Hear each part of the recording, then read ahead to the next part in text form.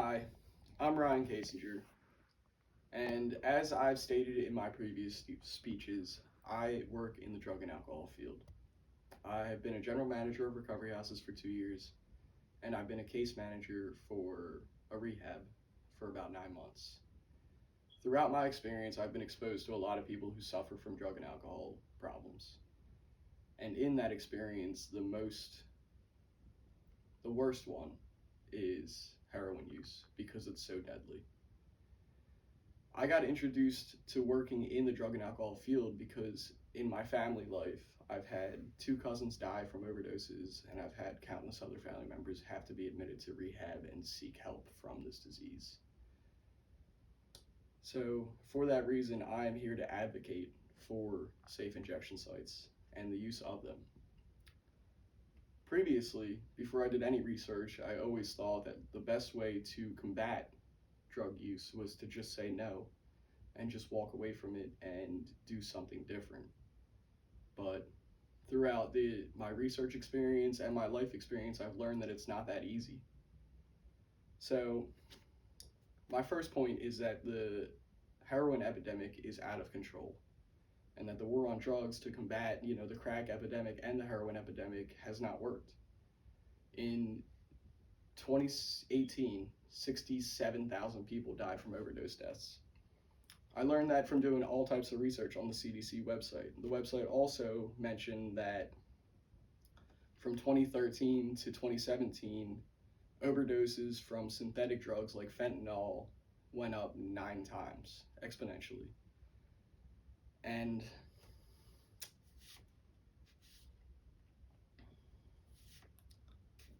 opiates are the main driver of all overdoses and deaths from drug use. Most of them, maybe not all, but people die from using opiates because they're mainly injected, which gives you a quick and sudden high and suppresses your respiratory system and your heart rate, and it slows it down until you die. The other issues with intravenous drug use is the spread of disease like HIV, AIDS, hepatitis, and they might not kill you immediately, but over the long term, they will be just as fatal as the other things. So when Nancy Reagan said, just say no, and started a war on drugs, it didn't work.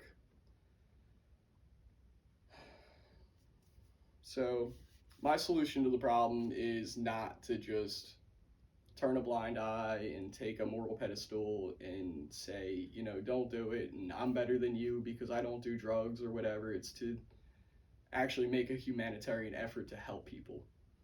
And a lot of research has backed up the use of things like safe injection sites because people will come to them, use clean needles, which will prevent the use of the spread of diseases, and they're supervised by some type of medical professional who not only will help prevent overdose, but can also encourage that person to seek treatment or rehab for their problem.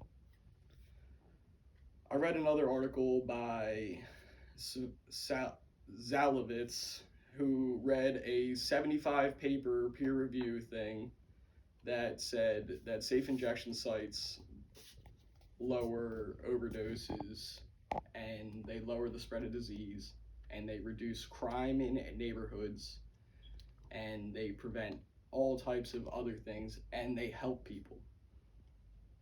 Another article by Alex Crete said that one safe injection site in Vancouver, Canada lowered the overdose rate by 35% in that area, which these numbers might not mean a lot, but what they mean is that less people are dying and more people have the opportunity to seek help and get better and help out with, the economy and the community and participate in life as they should.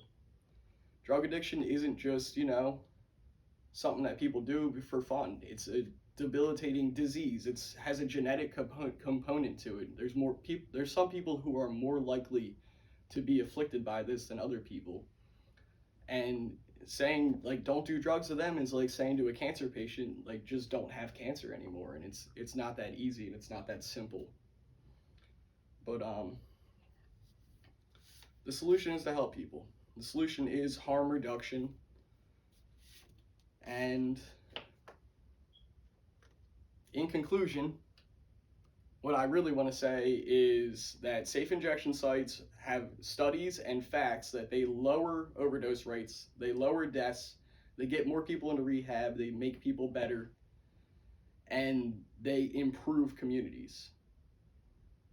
So I would rather use that than, a police force or a punishment method to help the community. Thank you for listening to what I have to say.